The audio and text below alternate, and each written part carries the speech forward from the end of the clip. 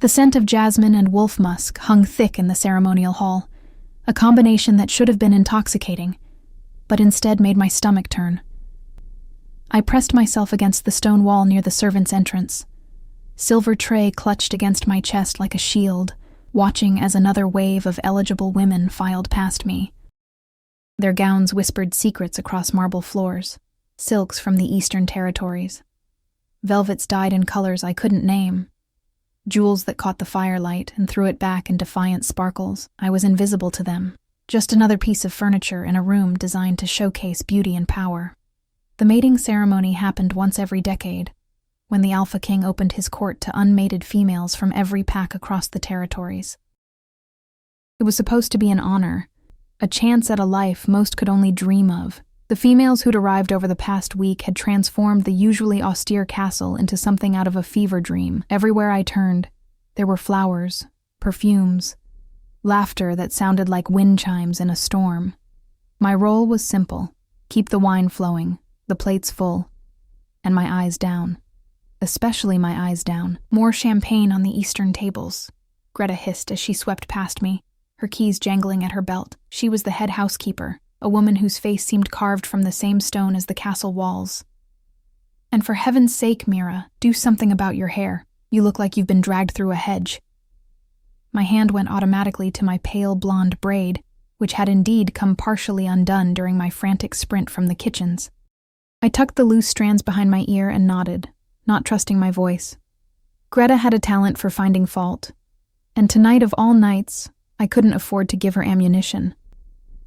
I'd been working in the castle for 3 years, ever since my mother's death left me with nothing but debts and a small room in the servants' quarters. It wasn't the life I'd imagined as a child, but it was survival. My mother used to tell me that survival was its own kind of courage, though I wasn't sure I believed her anymore. The great doors at the far end of the hall opened, and the crowd's energy shifted instantly, like a collective intake of breath, like the moment before lightning strikes. I didn't need to see to know what had caused it. The Alpha King had arrived. I risked a glance up from my position by the wall. Damon Silvercrest stood at the entrance, and even from this distance his presence hit like a physical force. Tall, broad-shouldered, with dark hair that fell just past his collar and eyes that I'd heard described as winter storm gray. He wore black, simple and severe, which somehow made him more imposing than if he'd been draped in crown jewels. Power radiated from him in waves, not the showy kind that needed announcement, but the quiet, absolute kind that made every wolf in the room recognize their superior.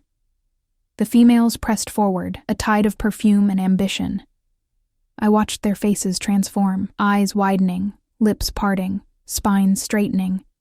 It was like watching flowers turn toward the sun, helpless and instinctive. I felt nothing. Well, that wasn't entirely true. I felt tired. I felt the ache in my feet from 12 hours of standing. I felt the burn of the too hot kitchen air still clinging to my skin. But that pull, that magnetic attraction that had every other woman in the room leaning toward him like he was gravity itself, that I didn't feel. Maybe there was something wrong with me. It wouldn't be the first time I'd failed to respond the way I was supposed to. Damon's gaze swept the room, and for one impossible moment, I could have sworn it snagged on me. His eyes met mine across the sea of silk and jewels, across the space that separated servants from nobility, and something flickered in their depths. Surprise? Confusion? Then Greta's hand clamped on my shoulder, her nails digging through the thin fabric of my uniform. The Eastern tables, girl. Now. I ducked my head and hurried toward the service corridor, my heart pounding for reasons I couldn't name. Behind me, I heard the master of ceremonies beginning his welcoming speech, his voice booming with practiced grandeur. This was it, the official beginning of the week-long ceremony that would end with the Alpha King choosing his mate, his queen, the woman who would rule beside him and bear the next generation of Silvercrest wolves. The kitchen was chaos incarnate. Cook was red-faced and shouting orders while her assistants scrambled to plate the next course. I grabbed fresh bottles of champagne, checked their temperature, and loaded them onto my tray with practiced efficiency. "Did you see him?" One of the kitchen girls, barely 16, clutched her chest dramatically. I swear my wolf nearly broke through just from being in the same room. How is anyone supposed to function? By doing their jobs, Cook snapped, but even she looked flushed. The alpha king could make a stone fall in love, they say. Every unmated female for 3 territories has shown up, some mated ones too, if the rumors are true. I said nothing, just hefted my tray and pushed back through the service door. The ceremony hall had transformed in the few minutes I'd been gone. The females had arranged themselves in a careful display, like goods at a market. The boldest stood closest to where Damon now sat on a throne-like chair at the head of the room, while the shyer ones clustered in groups, whispering behind their hands. Pack dynamics were on full display. I could identify the alpha females by their confident stances, the betas by their strategic positioning, the omegas by how they pressed themselves small and unthreatening. I wove between them, refilling glasses with mechanical precision. Their conversations washed over me in fragments. He heard his last mate died in childbirth. Tragic, really, but it's been 5 years. Strongest alpha bloodline in the Northern Territories. Imagine the pups.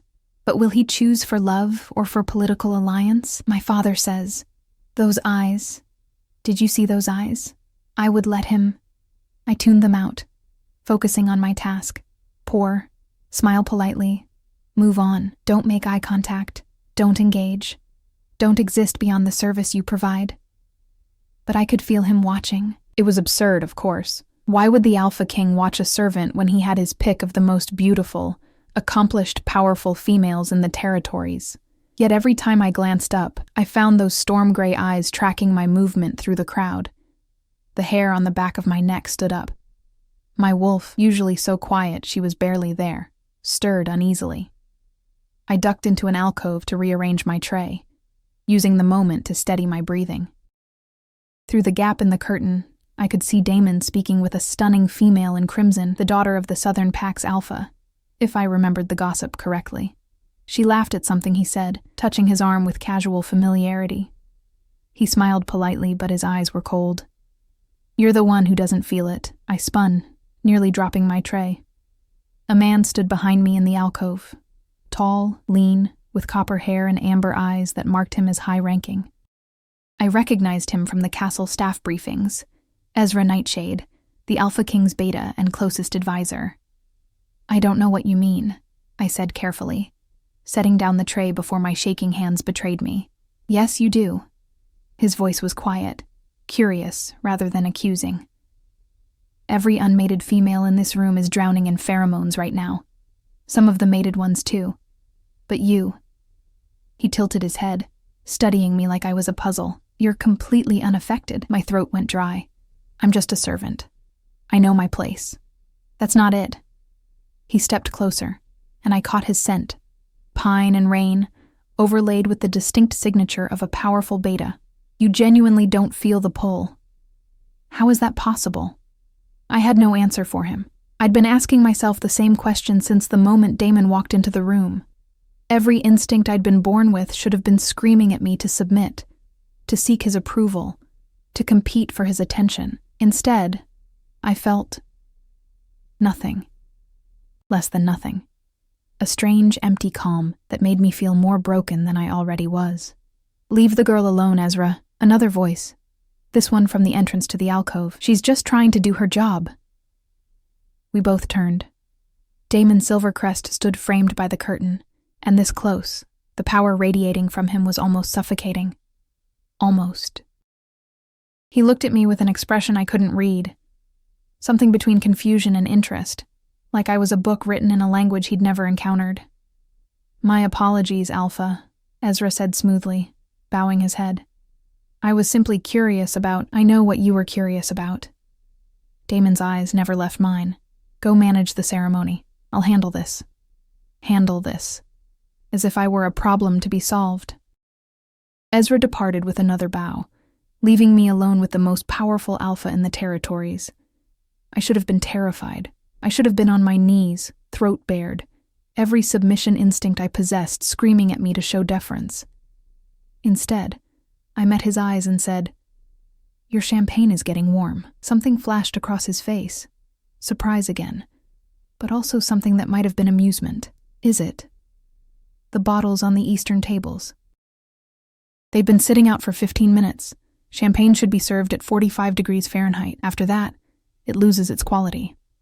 Why was I lecturing the Alpha King about champagne service? What was wrong with me? But he didn't look angry. He looked intrigued. "You're Mira," he said, and the fact that he knew my name sent ice down my spine. "The servant who reorganized the wine cellar last winter." I blinked. "How do you—" "I notice things."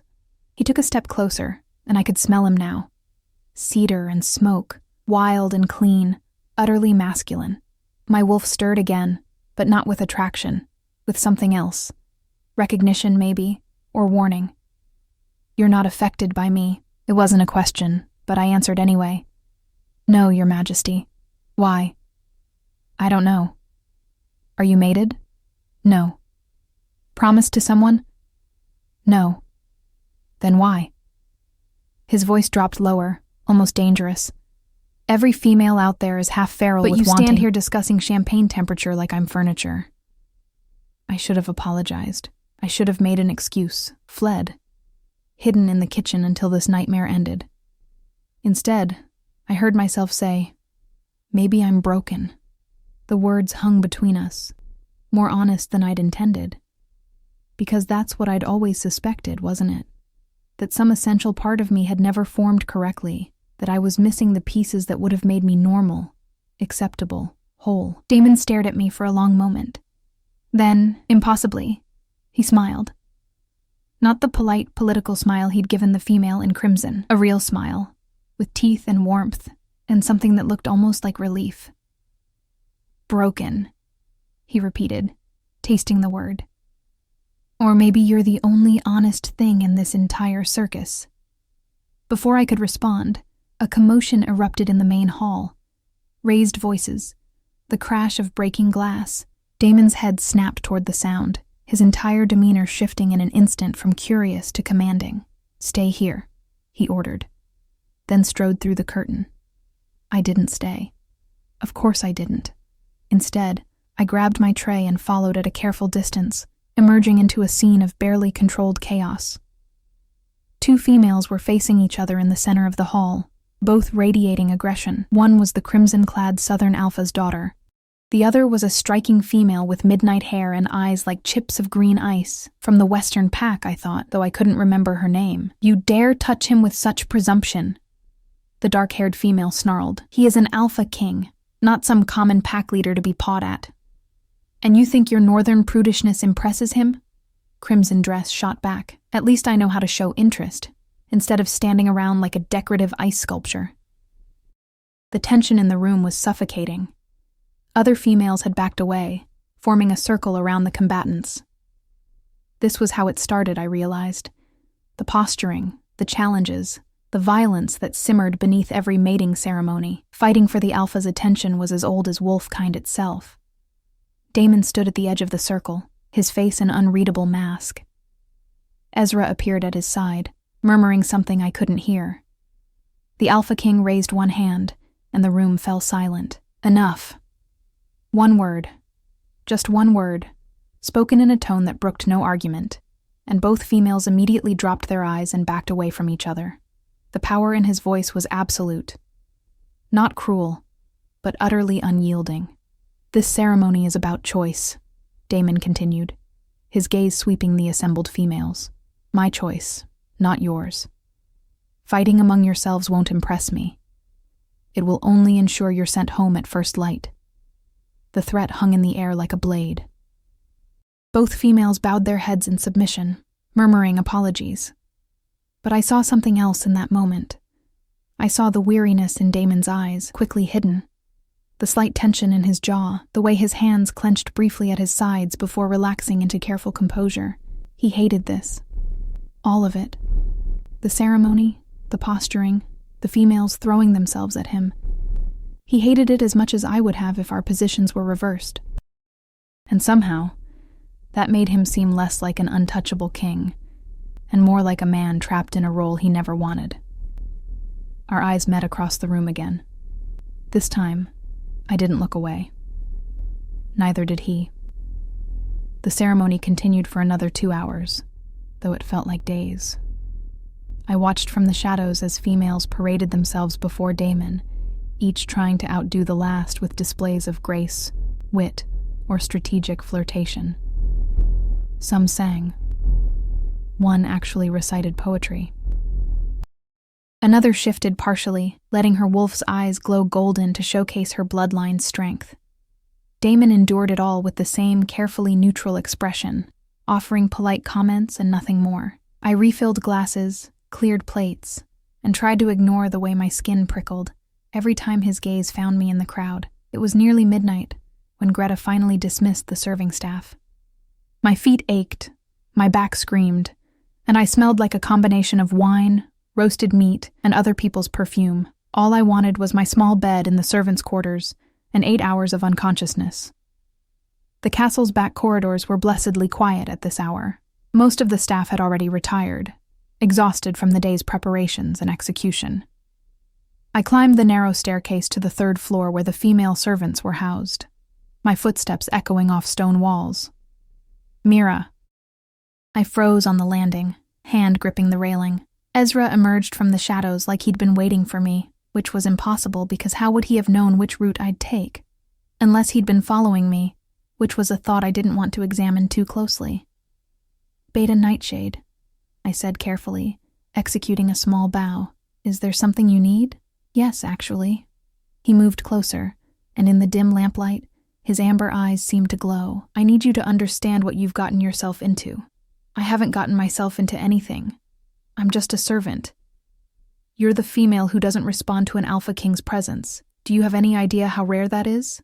How impossible? He leaned against the wall, studying me. I've known Damon for 15 years. I've seen females literally faint from standing too close to him. Strong alphas, confident women with power of their own. They all crumble, but you? He shook his head. You look at him like he's just another person. Isn't he? The words were out before I could stop them. Ezra's eyebrows shot up, and then, surprisingly, he laughed. It was a genuine sound, warm and unexpected in the cold corridor. Oh, he's going to love you, Ezra said, more to himself than to me. Or you're going to drive him absolutely insane, possibly both. I don't understand what this has to do with me. The ceremony is for the noble females, the ones from powerful packs. I'm nobody. That's where you're wrong. Ezra's expression sobered. You became somebody the moment Damon noticed you. And trust me, Mira, he noticed. Which means everyone else will too. A chill ran through me that had nothing to do with the corridor's temperature. What are you saying? I'm saying be careful. The females here are desperate to become queen. They've spent their whole lives preparing for this chance, and if they think you're competition. He trailed off meaningfully. But I'm not competition. I'm not even participating in the ceremony. Doesn't matter what you want. It matters what they perceive. He pushed off from the wall, preparing to leave. Watch your back, Mira. These next few days are going to be dangerous in ways you can't imagine. He disappeared down the stairs, leaving me alone with my racing thoughts. I stood there for several minutes, trying to process what had just happened. This was absurd. I was a servant. I had no noble blood, no pack connections, no prospects beyond the daily grind of work that kept me fed and housed. The idea that I could somehow be competition for females who'd been groomed since birth to catch an alpha's eye was laughable. And yet. Ezra's warning gnawed at me as I finally made it to my room. The servants' quarters were cramped, 8 beds squeezed into a space meant for 4, with thin curtains offering the illusion of privacy. Most of my roommates were already asleep, their breathing creating a soft chorus in the darkness. I changed into my nightgown and slipped into bed, but sleep wouldn't come. Every time I closed my eyes, I saw storm gray ones staring back at me with an intensity that made my pulse quicken for reasons I refused to examine.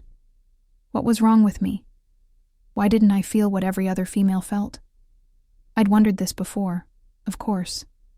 At 18, when I'd attended my first pack gathering and felt nothing while other young females giggled and preened around the alphas. At 20, when a perfectly nice beta from my mother's old pack had tried to court me, and I'd felt only a vague discomfort at his attention. At 22 now, working in a castle full of powerful wolves and feeling like I was made of different material entirely, something that didn't quite fit the mold. My mother had always said I was special, that my pale hair and quiet nature marked me as different. But different in what way? Special how? She'd died before I could ask the questions that mattered. Sleep finally claimed me sometime before dawn, dragging me into dreams of stone corridors and gray eyes that saw too much. Morning came too early, announced by Greta's sharp voice and the clanging of the breakfast bell. I dressed quickly in my uniform, a simple gray dress with white apron, and joined the stream of servants heading to the kitchen for assignments. The castle was already buzzing with activity. Today was the first official day of courtship, where Damon would begin spending time with small groups of females, supposedly to get to know them better. In reality, it was a carefully choreographed dance of politics and presentation, with every moment scrutinized for signs of favor. "You're on breakfast service for the female guests," Greta informed me, thrusting a list into my hands. "East Wing, Rose Garden Terrace, and Mira," she fixed me with a sharp look, "stay invisible. I heard about last night." My stomach dropped. "What did you hear?" "That you somehow caught the Alpha King's attention. I don't know how, and I don't want to know how. But understand this. You are staff. They are guests. That line exists for a reason. Don't cross it." "I never intended to cross anything," I protested, but she'd already moved on to harangue another servant about silver polish. The Rose Garden Terrace was beautiful in the morning light, with climbing flowers and a view of the mountains that made the whole scene look like a painting. Long tables had been set up, laden with breakfast foods that probably cost more than I earned in a month.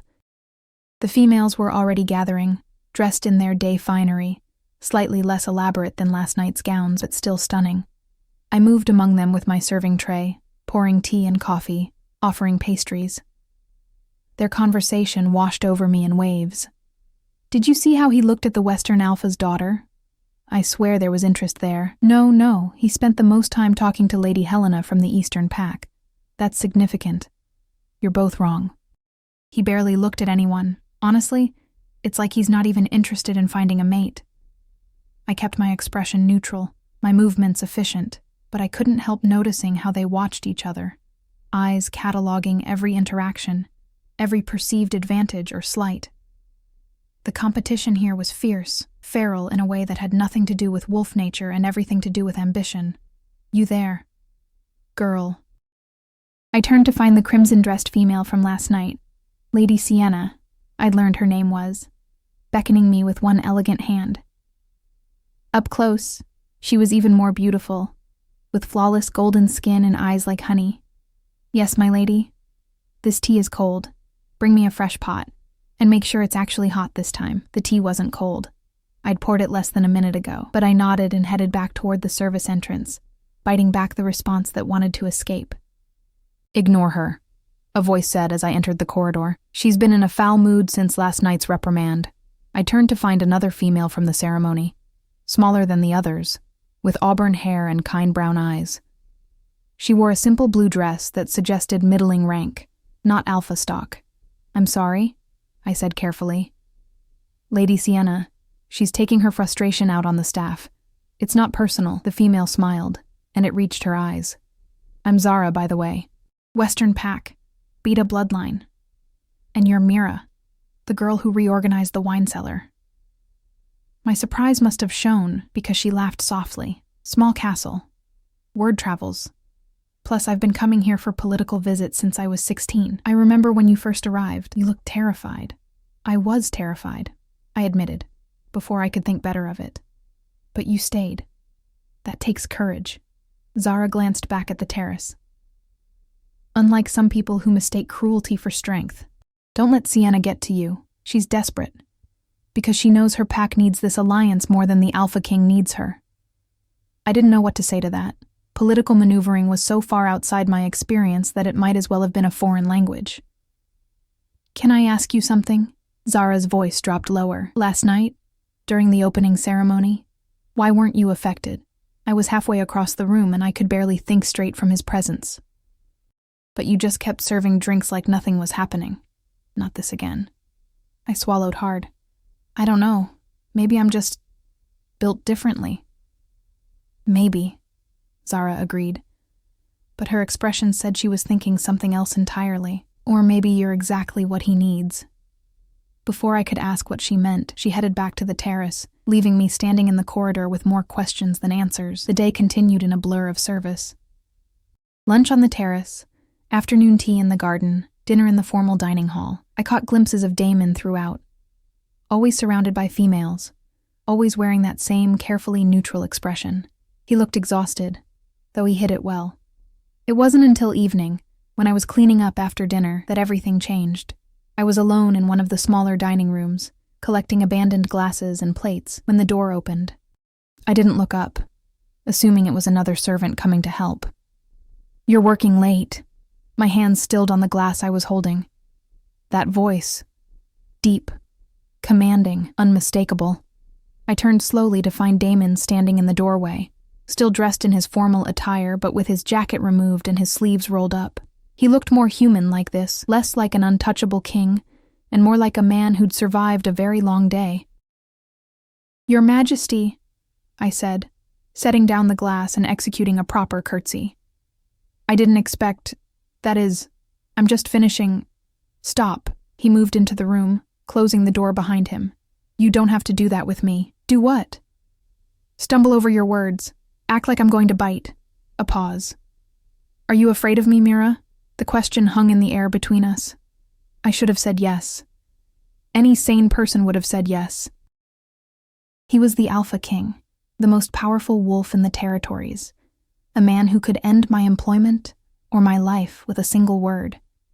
But lying to him felt wrong in a way I couldn't explain. "No," I said quietly. "I'm not afraid of you." Something flickered in his eyes, that same relief I'd seen last night. He moved closer, and I forced myself to hold my ground even though every instinct I possessed was screaming conflicting messages. Submit, run, stay, fight. "Why?" he asked, echoing his question from last night. "Why don't you feel what they feel?" "I don't know. I've never known. I thought maybe—" I trailed off, not wanting to voice the fear that had haunted me for years. "You thought maybe you were broken," he finished for me. "That's what you said last night." "Yes." "What if you're not?" He was close enough now that I could see the flecks of silver in his gray eyes, could smell the cedar and smoke scent of him. "What if everyone else is responding to a biological imperative, and you're the only one seeing clearly?" I blinked, not understanding. "I don't. They want me because their wolves tell them to. Because I'm the strongest alpha, the best genetic match, the most advantageous political alliance. But you—" He raised one hand, and I thought he might touch my face. But he stopped just short. "You look at me and see a person, just a person. Do you have any idea how rare that is?" "You're not just a person," I said, my voice barely above a whisper. "You're the Alpha King. Right now, in this room, I'm just Damon, and you're just Mira. And for the first time in a week, I can breathe without feeling like I'm drowning in expectations." The vulnerability in his voice did something strange to my chest. This close, I could see the shadows under his eyes, the tension in his shoulders, the weight he carried that had nothing to do with physical strength. "Why are you here?" I asked. "In this room, talking to a servant, when you have dozens of beautiful, accomplished females waiting for your attention?" "Because I can't stand another minute of performance, another smile that doesn't reach their eyes, another perfectly rehearsed conversation about pack alliances and bloodlines." He ran a hand through his dark hair, frustration evident in every line of his body.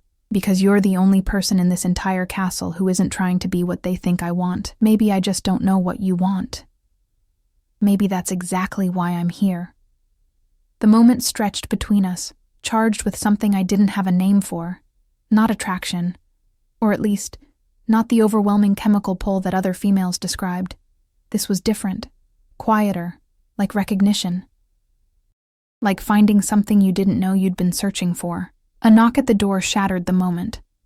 Ezra's voice came from the other side. "Damon, the Eastern delegation wants to speak with you about the trade agreements." Damon closed his eyes briefly, And when he opened them, the vulnerability was gone, replaced by the mask of the Alpha King. "I'll be there in a moment." He looked at me one more time, his gaze searching my face for something. "This conversation isn't over, Mira." And then he was gone, leaving me alone with a tray of dirty dishes and a heart that was finally, treacherously, beginning to beat faster. 3 days passed in a strange sort of limbo. The ceremony continued its choreographed dance, group outings to the lake, formal dinners, evening entertainments where the females showcased various talents. I watched from the periphery, serving and clearing, invisible to everyone except the one person whose attention I desperately wanted to avoid and simultaneously craved. Damon's eyes found me constantly. Across crowded rooms, through windows, in corridors when I thought I was alone. We didn't speak again, but the weight of that conversation in the dining room hung between us like an unfinished sentence. The other females noticed, of course. How could they not? On the 4th morning, I arrived in the kitchen to find my workstation sabotaged. Wine spilled across clean linens, broken glass hidden in the towels I'd need to handle. Nothing provable, nothing I could report. But the message was clear. "Clumsy today, aren't we?" Lady Sienna's voice dripped false sympathy as she passed through the service corridor, flanked by 2 of her ladies-in-waiting. She smiled at me, all teeth and venom. "Do be more careful, darling. Accidents can be so unfortunate." I cleaned up the mess in silence, my hands shaking with anger I couldn't express. Greta found me 20 minutes later, covered in wine and fighting tears of frustration. "What happened?" she demanded. "I dropped some bottles," I lied, because what else could I say? That I was being targeted by a noble female who saw me as competition for a position I didn't even want. Except, that wasn't entirely true anymore, was it? Somewhere in the past few days, something had shifted. I still didn't feel the overwhelming biological pull that other females described, but I'd started noticing other things. The way Damon's shoulders relaxed slightly when he spotted me in a room, the rare, genuine smile that crossed his face when our eyes met, the intelligence in his gaze when he listened to his advisors, really listened, weighing every word before speaking. I was starting to see the man beneath the crown, and that was far more dangerous than any chemical attraction. Zara found me later that afternoon in the laundry rooms, where I'd been reassigned after the morning's incident. "They're getting worse," she said without preamble, settling onto a stool beside the washing tubs. "The nobles. Some of the alpha females are forming alliances, trying to eliminate competition. It's turning vicious." "Why are you telling me this?" I scrubbed at a particularly stubborn stain, not meeting her eyes. "Because you need to know what you're walking into. Sienna isn't the only one who's noticed the Alpha King's attention toward you. There are whispers spreading through the guest wing." My hands stilled in the soapy water. "What kind of whispers?" "That you're using some kind of magic to influence him. That you're a spy from a rival pack. That you're pregnant with someone else's child and trying to pass it off as royal." Zara's voice was gentle but firm. "None of it's true, obviously. But truth doesn't matter when fear and jealousy are in play. This is insane. I'm a servant. I have no power, no influence, no. You have his attention. In this place, right now, that's the only power that matters." I pulled my hands from the water, drying them on my apron with jerky, frustrated movements. "I never asked for this. I don't even understand why, don't you?" Zara interrupted. "Mira, I've been watching the 2 of you. The way he looks at you isn't like how he looks at us. With the nobles, there's duty, calculation, but with you, there's something real there, something human. He's the Alpha King. I'm nobody. Even if there was something, which there isn't, it could never work. The council would never allow it. The packs would revolt, and yet stranger things have happened in wolf history." Zara stood, smoothing her skirts. "I'm not saying you should pursue him. I'm just saying, be prepared. Because whether you want this or not, it's coming." That evening's entertainment was a musical performance in the grand ballroom. I was assigned to the upper balcony, serving drinks to the nobles who preferred watching from above rather than joining the crowd below. From this vantage point, I had a clear view of the entire room. Damon sat in the center of the main floor, flanked by the most prominent female candidates. Lady Sienna had claimed the seat to his right, while a striking female named Celeste from the Northern Pack occupied his left. Both were beautiful, accomplished, politically connected, everything a queen should be, but Damon looked miserable. Oh, he hid it well. To anyone who didn't know better, he simply appeared attentive, occasionally nodding or offering quiet comments. But I'd learned to read the subtle signs. The tightness around his eyes, the way his jaw clenched when Sienna touched his arm, the careful distance he maintained even while appearing engaged.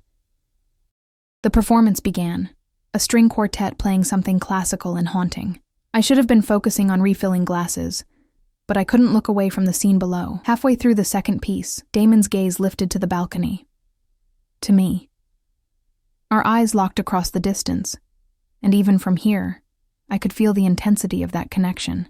It was like a physical touch, a question without words. Then Sienna leaned in, whispering something in his ear, and the moment shattered. He turned his attention back to her with visible effort, his expression carefully neutral once more. I fled to the balcony service corridor, my heart pounding. This was madness. I needed to stop this, whatever this was, before it spiraled beyond control. Tomorrow, I would request a transfer to a different part of the castle, somewhere far from the ceremony and its politics. Running away won't help. I spun to find Ezra leaning against the wall, a glass of wine in his hand. In the dim corridor light, his amber eyes glowed like a cat's. "I'm not running," I said, but even I could hear the lie in my voice. "Yes, you are, and I understand why." He took a sip of wine, studying me over the rim. "But you should know. Damon is going to announce his choice in 3 days. The final ceremony is set for the full moon." 3 days. My stomach dropped. Then this will all be over soon. Will it? Ezra pushed off from the wall, moving closer.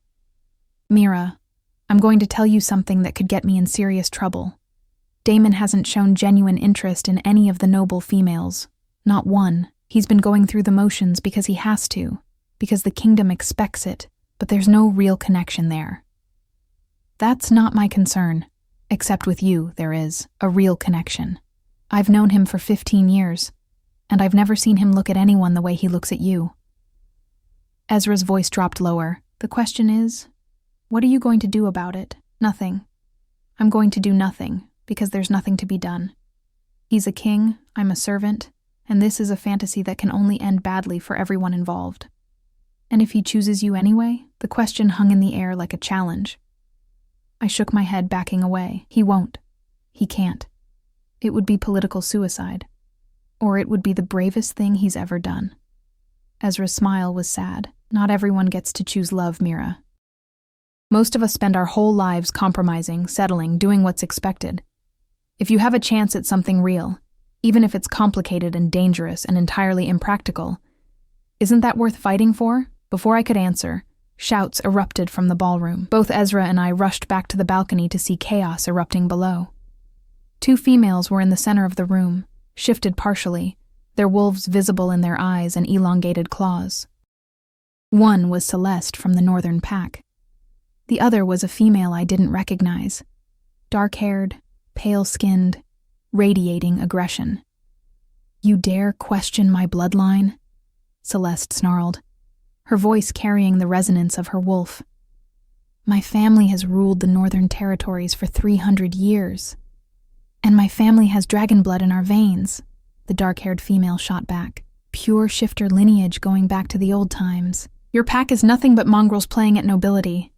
The insult hung in the air for a moment before violence erupted. Celeste lunged, claws extended, and the other female met her with equal fury. Around them, other females screamed and scattered. Some of the males moved to intervene, but the 2 combatants were fully committed now, their wolves too close to the surface to hear reason. Damon was on his feet instantly, his power rolling out in a wave that made every wolf in the room snap to attention. "Enough!" The command was absolute, backed by an alpha authority that couldn't be denied. Both females froze mid-strike, their wolves whimpering in immediate submission. They dropped to their knees, heads bowed, unable to resist the compulsion in his voice. "You forget yourselves," Damon said. and his voice was cold enough to freeze fire. "This ceremony is about honor, about tradition, about finding a queen worthy of ruling beside me. What you've just displayed is neither honorable nor worthy. You're both dismissed. Pack your belongings and leave the castle by dawn." "But Alpha King," Celeste started, her voice breaking.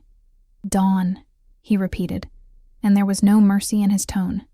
"Consider yourselves fortunate I'm not banishing your entire packs for this display." Both females stumbled to their feet and fled, their shame palpable. The rest of the room remained frozen, shocked by the sudden violence and swift punishment. Damon's gaze swept the remaining females, and I saw several flinch under the weight of it. "Let this be clear to everyone present. I will not tolerate aggression among the candidates. This ceremony continues because tradition demands it, but make no mistake, I choose my own path. No amount of posturing or politics will influence that choice." He turned and strode from the ballroom, his exit leaving a vacuum of tension in his wake. Slowly, conversation resumed, but the festive atmosphere was thoroughly shattered.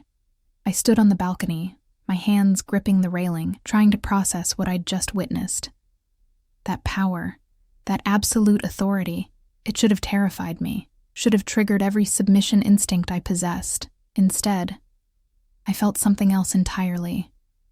Respect, admiration, understanding. Because I'd seen what no one else seemed to notice.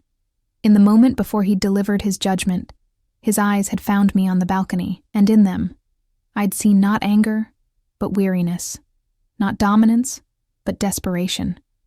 He was a man drowning in expectations, searching for something authentic in a sea of performance. And somehow, impossibly, he thought he'd found it in me. The next morning brought changes. 8 more females departed voluntarily, deciding they'd rather leave with dignity than risk elimination. The remaining candidates numbered just 15, still too many, but at least the castle felt less like a battlefield. I was in the gardens, collecting herbs for the kitchen, when I heard footsteps on the gravel path behind me. "We need to talk." I turned to find Damon standing there, dressed simply in dark trousers and a white shirt, no crown or formal regalia. He looked younger like this, more approachable, though his presence still commanded attention. "Your Majesty, I don't think—" "Damon," he interrupted. "When we're alone, it's just Damon." "That's not appropriate. Nothing about this situation is appropriate." He moved closer, and I found myself backing against the garden wall with nowhere to go. "Do you know what happened last night after I left the ballroom?" I shook my head mutely. "I went to my chambers and I sat in the dark for 2 hours, trying to figure out how I've ended up here. Surrounded by dozens of females who want to be queen, and the only person I want to talk to is the one who wants nothing to do with me." "That's not true," I said before I could stop myself. "I don't. It's not that I want nothing to do with you. It's that I can't want anything to do with you." "Do you understand the difference?" "No." "Explain it to me." I took a breath, trying to organize thoughts that felt like scattered leaves in a storm. "You're the Alpha King. I'm a servant with no family, no pack, no prospects. Even if there was something between us, which I'm not saying there is, it could never work. Your council would revolt, the noble packs would consider it an insult, and I would spend every day of my life being reminded that I'm not good enough, that I don't belong, that I'm just a low-born girl who got lucky. What if I don't care what the council thinks? But you should care. You have responsibilities, duties, a kingdom that depends on you making the right choices. And what if you're the right choice?" The question stole my breath. He was close enough now that I could feel the warmth radiating from him, could see the silver flecks in his storm-gray eyes. "I'm not," I whispered. "I can't be." "Why?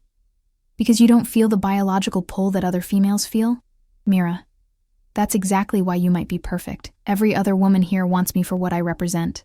Power, status, genetics. But you see me. Just me. Do you have any idea how rare that is? How valuable? I'm not valuable. I'm broken, remember? Something's wrong with me that I don't respond the way I should. Nothing is wrong with you." His hand came up, and this time he did touch my face, his fingers gentle against my cheek. "You're the only thing in this entire castle that feels right." My heart was hammering now, my carefully constructed walls crumbling. This is insane. We barely know each other. You can't make a decision like this based on a few conversations. Then let's have more conversations. Let me know you. Let me prove that this isn't madness, it's possibility. In 3 days, you have to announce your choice. Then we have 3 days. His thumb brushed across my cheekbone, and the tenderness of the gesture made my throat tight. Unless you're telling me you feel nothing, look me in the eye and tell me you feel nothing, and I'll walk away right now. I opened my mouth to do exactly that, to end this before it could truly begin, but the lie wouldn't come. Because I did feel something, not the overwhelming chemical pull of a mate bond, but something quieter and deeper: recognition, understanding. The sense that this person, this impossible, complicated, powerful person, somehow saw the real me and wasn't afraid of what he found. "I can't," I finally said, my voice barely audible. "I can't tell you I feel nothing." His smile was like sunrise breaking through storm clouds. "Then give me 3 days. That's all I ask. 3 days to know you, to prove this could work. And when it doesn't? When reality intrudes and you realize how impossible this is? Then at least we'll know we tried." He stepped back, giving me space to breathe, to think. "Meet me tonight. Midnight, in the old library. No servants, no nobles, no ceremony. Just you and me, talking. That's all. Can you do that?" Every rational part of my brain screamed that this was a mistake, that I should refuse, that nothing good could come from this, but my heart, my treacherous, hopeful heart, was already answering before my mind could catch up. "Yes," I said. "I'll be there." The old library was in the castle's west wing, a forgotten space that had been replaced by a more modern collection years ago. I'd only been there once, to retrieve some ancient texts for cataloging, and I remembered it as dusty and abandoned, filled with the musty scent of aging paper and neglect. When I pushed open the heavy door at midnight, I found it transformed. Someone, Damon I assumed, had lit dozens of candles throughout the space, their warm glow turning the forgotten room into something magical. The dust had been cleared, a fire crackled in the hearth, and 2 comfortable chairs sat angled toward each other near the warmth. "You came," Damon said, emerging from between the shelves.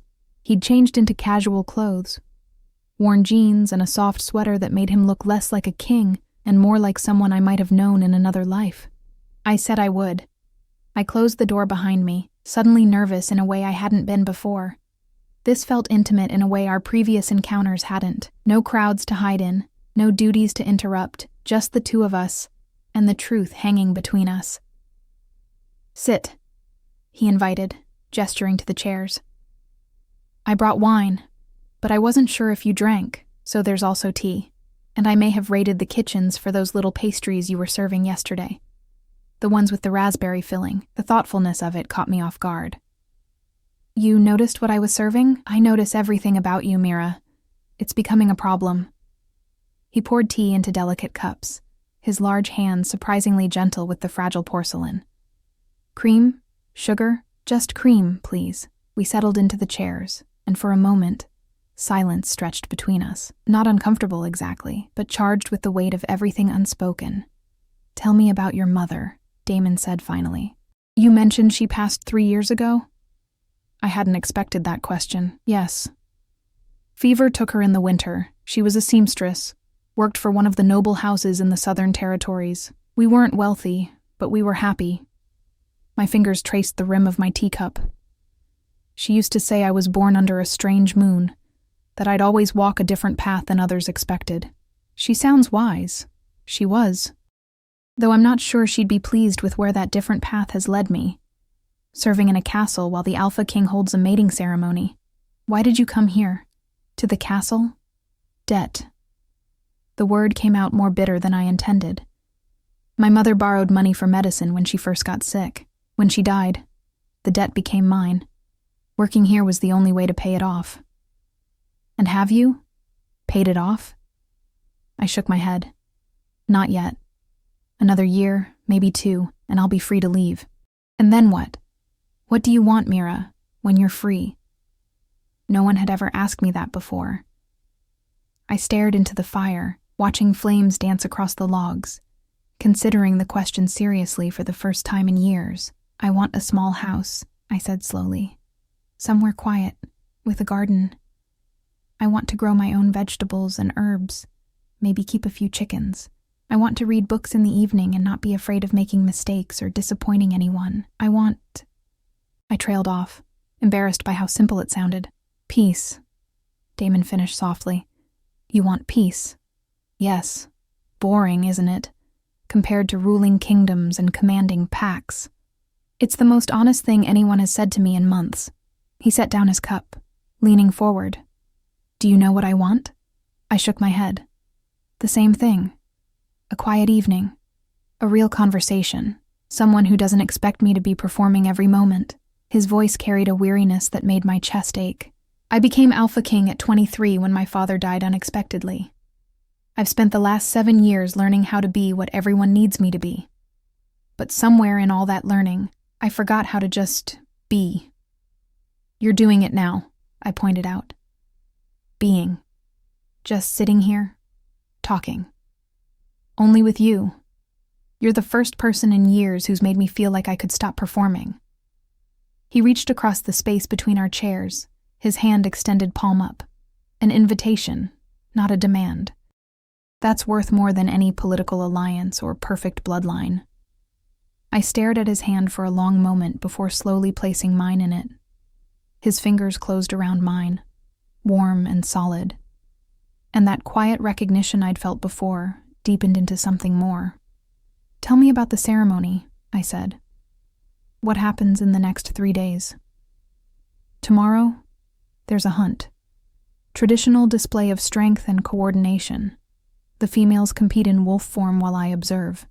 The day after, there's a formal dinner where each remaining candidate makes their case for why they should be queen. And then the final day, he paused, his thumb brushing across my knuckles. The final day, I announce my choice at the full moon ceremony, and you're expected to choose one of the noble females. The council has made their preferences very clear.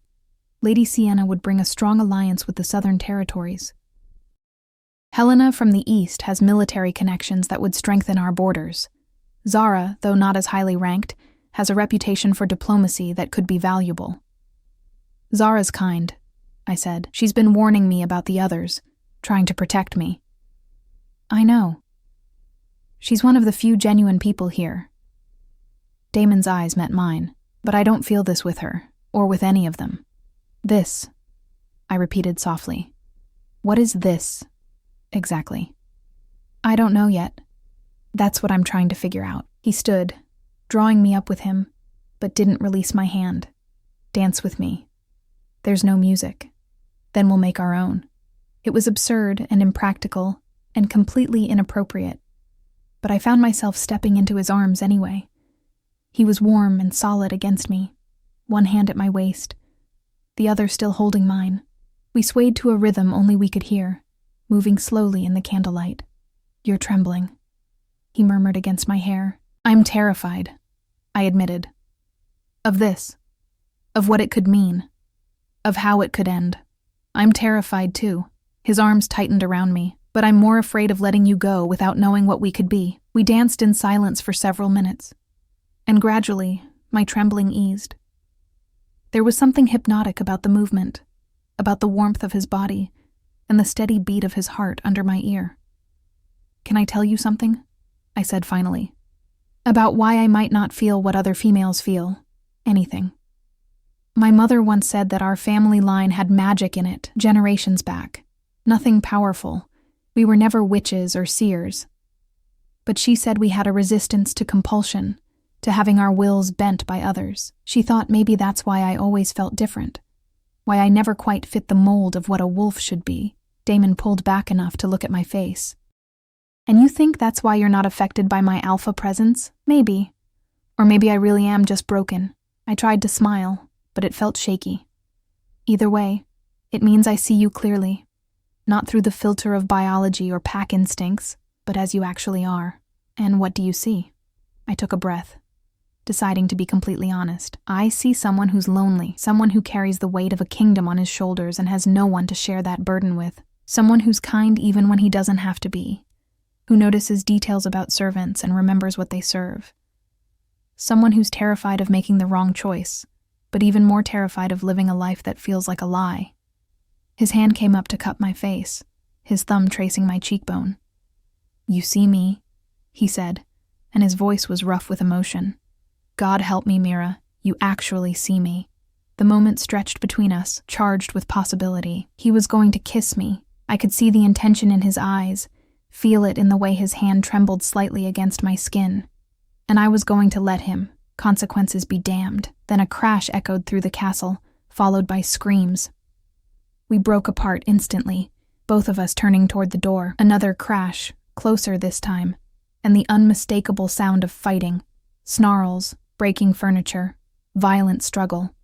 Damon was moving before I could process what was happening, throwing open the library door and striding into the corridor. I followed without thinking, my heart pounding. The main hall was chaos. 2 wolves were locked in combat. One silver, one black, their fangs bared and claws tearing into each other with savage intensity. Around them, nobles scattered and screamed, while castle guards tried unsuccessfully to intervene. "Stop!" Damon's command boomed through the hall, backed by enough alpha power to make the windows rattle. Both wolves froze, then slowly separated, their forms flickering as they struggled between human and animal. The silver wolf resolved into Lady Sienna, her expensive gown torn and bloody. The black wolf became Helena from the Eastern Pack, her face a mask of rage and pain. "What is the meaning of this?" Damon's voice was deadly quiet now, which was somehow more terrifying than if he'd shouted. "She attacked me!" Sienna spat, blood running from a gash on her shoulder. "Accused me of sabotaging her room, destroying her belongings." "Because you did!" Helena shot back. "I have witnesses who saw your servants leaving my chambers. You've been trying to eliminate competition since the ceremony began." "Lies. You're just desperate because you know the Alpha King would never choose someone as aggressive and uncontrolled as you." "Enough," Damon roared. And this time, the power behind the command drove both females to their knees.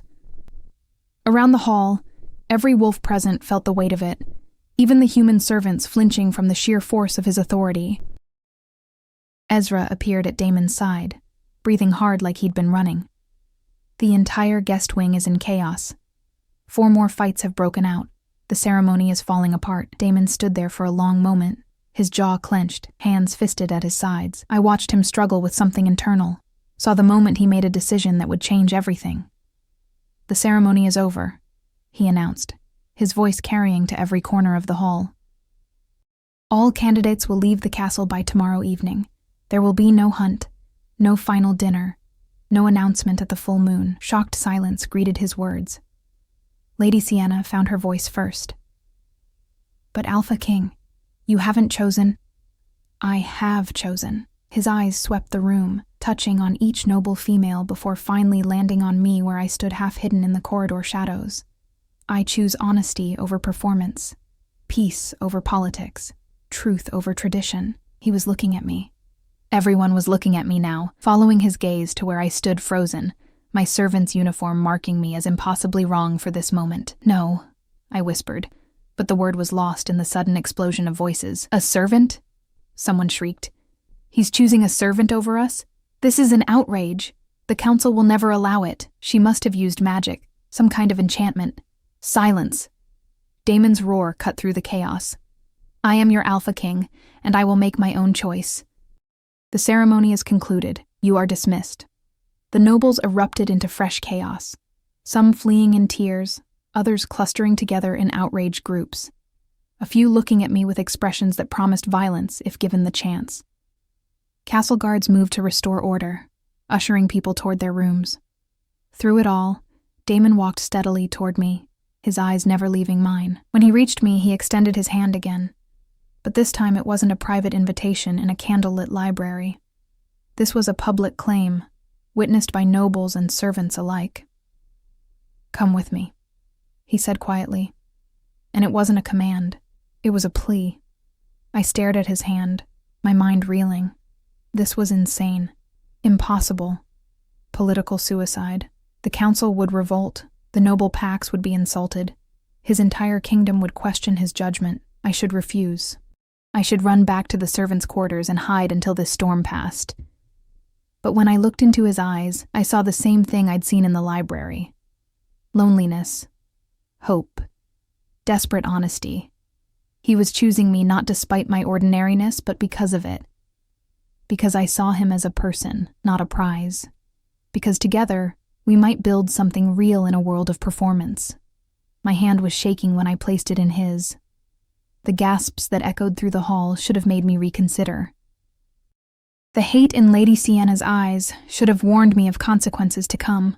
The sheer impossibility of what we were attempting should have sent me running. But Damon's fingers closed around mine with such gentle certainty that all the fear and doubt quieted to a whisper. "Are you sure?" I asked, my voice barely audible. "I've never been more sure of anything in my life." He drew me closer, his other hand coming up to frame my face. "If you'll have me. Not the Alpha King, not the crown or the kingdom or any of it. Just me. Just Damon." Around us, the world was falling apart.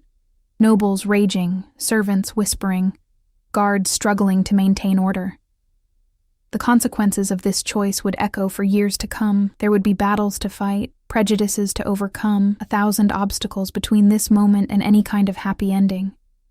But looking into his storm-gray eyes, feeling the warmth of his hand in mine, I realized something crucial. Maybe I wasn't broken after all. Maybe my inability to feel that overwhelming biological pull was a gift, allowing me to see clearly when everyone else was blinded by instinct.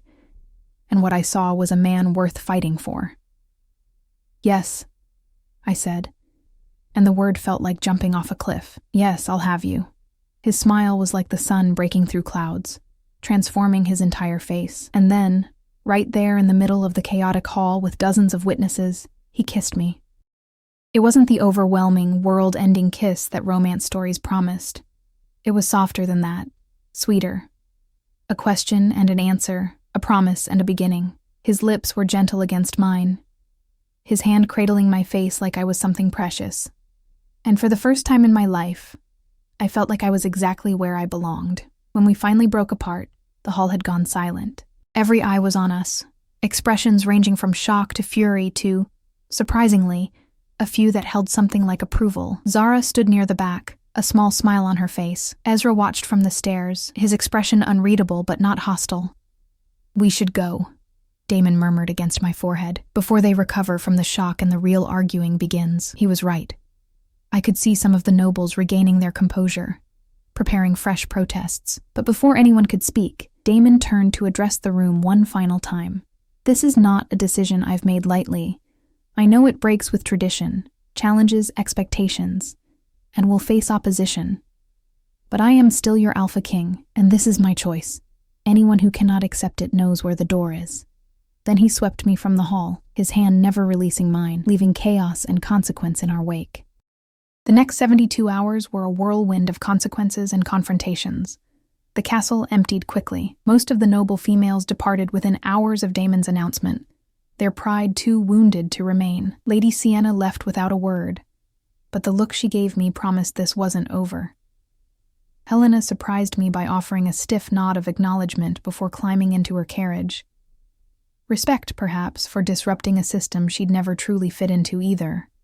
Zara was one of the last to leave. She found me in the gardens on the second morning, while I was trying to process everything that had happened. "I wanted to say goodbye," she said, settling beside me on the stone bench. "And congratulations, though I suspect that word feels strange right now. Everything feels strange right now." I pulled my shawl tighter around my shoulders. I keep waiting to wake up and find this was all a dream. It's not a dream. Though the reality is going to be complicated. Zara's expression turned serious.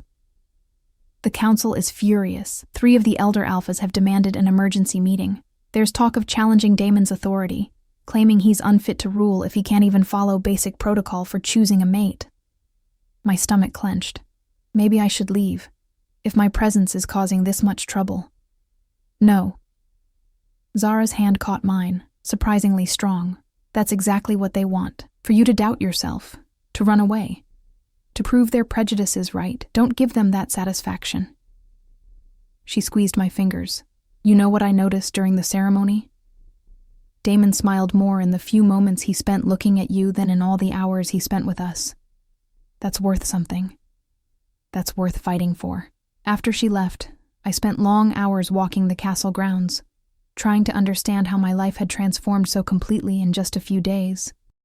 I'd gone from invisible servant to the Alpha King's chosen mate, a position I had no training for, no preparation for, no right to hold by any traditional measure.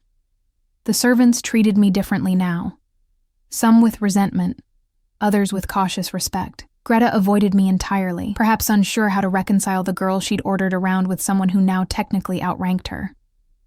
The only person who acted completely normally was Ezra. He found me on the third afternoon in the old library, where I'd been hiding from the whispers and stares.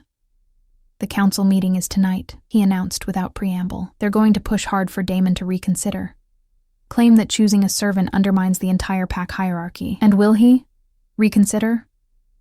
The question hurt to ask, but I needed to know. Ezra's amber eyes studied me thoughtfully. Damon is the most stubborn wolf I've ever known. Once he makes a decision, he doesn't back down. He paused. But I'm not here to talk about Damon. I'm here to talk about you. Me? You need to understand what you're walking into. Being the Alpha King's mate isn't just about love or attraction. It's a political position, a symbol, a target. You'll be scrutinized, criticized, challenged at every turn. People will look for reasons to prove you're unworthy. His voice softened. The question is, are you strong enough to withstand that? I thought about my mother, who'd worked herself to exhaustion to give me a better life, about the 3 years I'd spent in this castle, invisible but observant, learning the rhythms of power and politics from the shadows, about the strange resistance in my blood that let me see clearly when others were blinded by instinct. I don't know if I'm strong enough, I admitted, but I know I'm not going to run away. Ezra smiled, and for the first time, it reached his eyes. Good. Because Damon needs someone who won't break under pressure. The kingdom needs that too, even if they don't realize it yet. He moved toward the door, then paused. For what it's worth, I think he made the right choice. You see him as a person, not a position. That's rarer and more valuable than any political alliance. That evening, I dressed carefully in one of the simple gowns that had been provided. Nothing elaborate, but clean and well-made. Damon had asked me to attend the council meeting, and though every instinct screamed at me to hide, I refused to let fear rule me. The council chamber was intimidating, a circular room with high ceilings and stone walls, where 10 elder alphas sat in a semicircle facing the Alpha King's throne. I entered behind Damon, keeping my head high despite the hostile stares that greeted me. Gentlemen, Damon began, his voice calm but carrying absolute authority. I understand you have concerns about my choice of mate. Concerns? One of the elders, a silver-haired man with cold blue eyes, stood abruptly. Alpha King, with respect, this goes beyond concerns. You've violated every tradition, ignored every protocol. A servant, a wolf with no pack ties, no bloodline, no political value. She has value to me, Damon said simply. That should be sufficient. It's not sufficient, another elder joined in, his face flushed with anger. The mating ceremony exists for a reason, to strengthen alliances, to unite powerful bloodlines, to ensure the stability of our territories. What you've done is spit in the face of that tradition. Or, Damon countered, I've reminded everyone that I am the Alpha King, and my choices are mine to make, even when those choices weaken the kingdom. The silver-haired elder's voice dripped disdain. What message does this send? That any servant can aspire to rule? That bloodlines and breeding mean nothing? You're undermining the very foundation of our society. I felt each word like a physical blow, but I forced myself to stand still, to meet their hostile gazes without flinching. This was what Ezra had warned me about. The scrutiny, the challenges, the constant questioning of my worth. Perhaps, I heard myself say, and the room went silent as every eye turned to me. The foundation needs undermining. The silver-haired elder's eyes narrowed. You dare speak in this chamber, girl? She is my chosen mate, Damon said quietly, dangerously. She has every right to speak. I took a breath, gathering courage from somewhere deep inside. You talk about bloodlines and breeding as if they're the only things that matter. But what about character? Compassion? The ability to see people as individuals rather than political pieces? My voice grew stronger. I'm not here because of my family name or my pack connections. I'm here because your Alpha King chose me for who I am, not what I represent. Maybe that's exactly what this kingdom needs. A reminder that worth isn't determined solely by birth. Idealistic nonsense, another elder scoffed. You have no idea what it takes to rule, to make the hard decisions, to navigate the complex politics of our world. You're right, I agreed, surprising them. I don't know any of that yet, but I'm willing to learn. I'm willing to work harder than anyone else to prove I deserve this position. And unlike the noble females at the ceremony, I'm not doing it for power or status. I'm doing it because I believe in him. I gestured toward Damon. I believe in the man behind the crown, the one who's been drowning in expectations and performance his entire life. Maybe what he needs isn't another political alliance. Maybe he needs someone who sees him as a person first and a king second. Silence greeted my words. Some of the elders looked thoughtful, others still hostile, but no one immediately argued. The silver-haired elder finally spoke, his voice weary. Alpha King, we cannot support this decision. The other territories will see it as weakness, an invitation to test your authority. We formally request that you reconsider. Request denied, Damon said, standing. I've heard your concerns, and I acknowledge the challenges ahead. But my choice stands. Mira will be my mate and your queen. Those who cannot accept that are free to step down from this council. The threat hung in the air, crystal clear. Accept his decision or lose your position. One by one, the elders nodded, though some with obvious reluctance. The silver-haired one was last, his jaw tight with disapproval. We will accept your choice, Alpha King, he said finally. But understand that she will be watched closely. Any mistake, any failure, any sign of weakness, and we will not hesitate to call for her removal. Then watch closely, Damon replied, and prepare to be surprised. The meeting ended with tense formality. As we left the chamber, I felt the weight of 10 pairs of eyes on my back, measuring, judging, waiting for me to fail. You were magnificent, Damon murmured once we were in the corridor, his hand finding mine. I was terrified, I admitted. Courage isn't the absence of fear. It's acting despite it. He drew me into an alcove, his hands framing my face. Are you sure about this? It's not too late to change your mind. I would understand if... I silenced him with a kiss, pouring every ounce of certainty I possessed into the gesture. When we broke apart, I said, I'm not going anywhere. We're in this together now. The weeks that followed were challenging in ways I couldn't have imagined. News of Damon's choice spread through the territories, sparking debates, protests, and surprisingly, some support from unexpected quarters. Lower-ranked wolves saw my elevation as hope, proof that the rigid class structure could be challenged. The nobility, predictably, saw it as an insult. Damon assigned tutors to teach me everything I needed to know about ruling, politics, territory management, pack law. I studied from dawn until late into the night, desperate to prove I deserved the position thrust upon me. Some tutors were patient, others deliberately difficult, testing me at every turn, but I had allies too. Ezra became an unexpected mentor, teaching me the subtle art of court politics. A few of the servants, led by a young woman named Clara, who'd once helped me in the kitchens, offered their support and friendship. And Zara sent letters from the Western Pack, filled with advice and encouragement. 2 months after the disastrous ceremony, Damon and I stood together on the castle balcony overlooking the main courtyard. Below, preparations were underway for our official mating ceremony, a much simpler affair than the elaborate event that had brought us together, but no less significant. Nervous? Damon asked, his arm around my waist. Terrified, I admitted, but also excited. Is that strange? It's perfect, just like you. He kissed my temple. I've been thinking about what you said in the council chamber, about undermining the foundation. Did I cause trouble with that? No. You caused something better. Conversation. Questions. 3 of the smaller packs have petitioned for reforms to the hierarchy system, citing your elevation as precedent. He turned me to face him, his storm-gray eyes bright with something that looked like pride. You're changing things, Mira, just by being yourself, by refusing to accept that birth determines worth. That's power the nobles never counted on.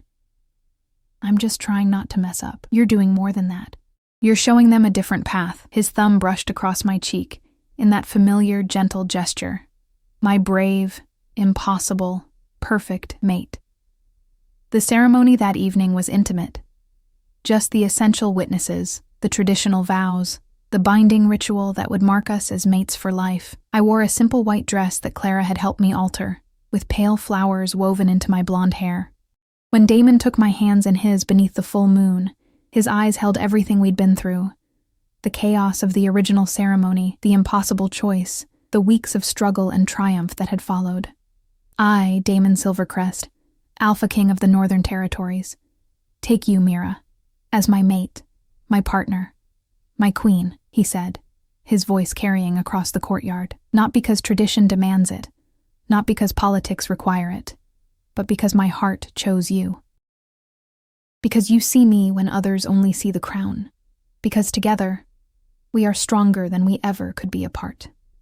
My own vows came from deep within. Words I'd practiced, but that felt new and true in this moment.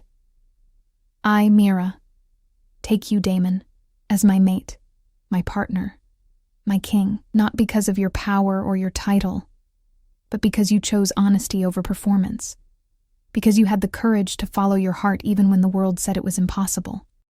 I promise to stand beside you, to support you, to challenge you when needed, and to love you, not the Alpha King, but the man behind the crown. When we sealed the vows with a kiss, I felt something shift in the air around us, the mate bond clicking into place, not with overwhelming force, but with quiet certainty. It felt like coming home, like finding a missing piece I hadn't known I needed.